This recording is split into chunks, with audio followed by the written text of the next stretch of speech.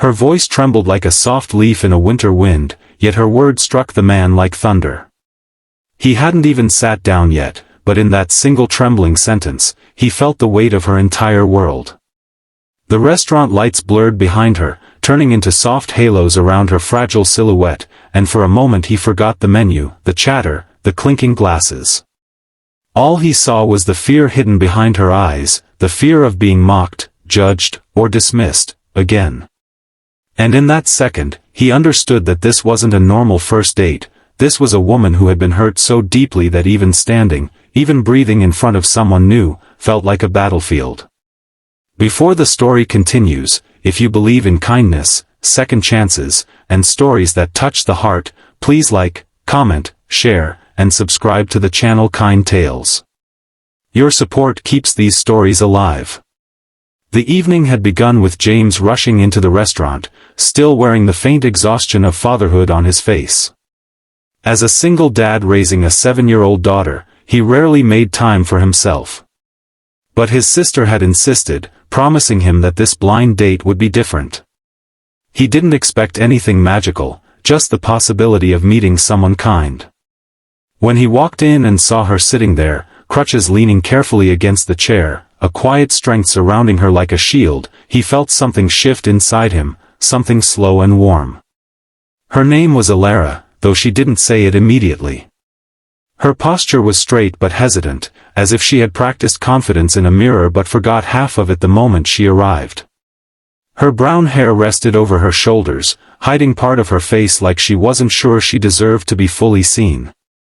The crutches, polished but worn at the handles, leaned against her, silent witnesses of a journey she rarely spoke about. She looked at them more often than she looked at him, as though waiting for him to decide she wasn't worth the trouble. James noticed this, not with pity but with the attentive instinct of a man who had learned to read emotions the way others read books. He knew what fear looked like, what loneliness felt like, and what broken trust did to a person. He lived with those echoes too. The loss of his wife had left him parenting alone, fighting through grief, building routines around survival instead of happiness. He didn't want perfection. He wanted honesty, kindness, and someone who understood what fragile courage looked like. And here she was, apologizing for existing before the date had even begun. As the evening unfolded, Alara revealed small pieces of herself, not in dramatic confessions but through quiet gestures. She talked about her work with children, how she used her own struggles to teach them resilience. She shared glimpses of her injury, not with bitterness but with a tired acceptance that hinted at years of therapy, surgeries, whispers, and stares. Every few sentences, her hand brushed the crutch handle lightly, as if asking it silently for permission to continue. She spoke like someone used to being interrupted, dismissed, or spoken over, and yet she kept speaking, kept hoping. That hope alone made her beautiful. James listened like he hadn't listened to anyone in years. He found himself studying the soft shake in her hands whenever she reached for her glass, the way she scanned her surroundings before shifting her leg, the relief that washed over her whenever she realized he wasn't uncomfortable. He wasn't. He was captivated. Not by her pain, but by the bravery it took to show up despite it. Outside, the wind carried the faint smell of rain, and the world softened into a quiet evening rhythm. Inside, something tender began to grow. The restaurant faded around them. They were two broken people learning to breathe again. For James, it felt like discovering a warm light in a room he thought would stay dark forever. For Alara, it felt like stepping into a place where she didn't need to defend herself every second. But things rarely change without testing the heart first. When the night ended and they stepped outside, a group of strangers brushed past them, laughing loudly. One of them glanced at Alara's crutches and made a comment, not to her, but loud enough to sting. Alara flinched as though struck. The air around her tightened, the confidence she had fought to build collapsing in seconds. She tried to shrink, hide, disappear, but James stepped forward, not with anger, but with a calm firmness that silenced the moment. He didn't raise his voice. He didn't insult anyone. He simply stood beside her, an unmoving, protective presence, and in that quiet stance, she felt seen, not as a burden, not as an oddity, but as a woman worth standing up for. Later, as he walked her to her car, she confessed how often moments like that happened, how they chipped away at her spirit even though she pretended they didn't. She told him she hated the way people saw her injury before they saw her.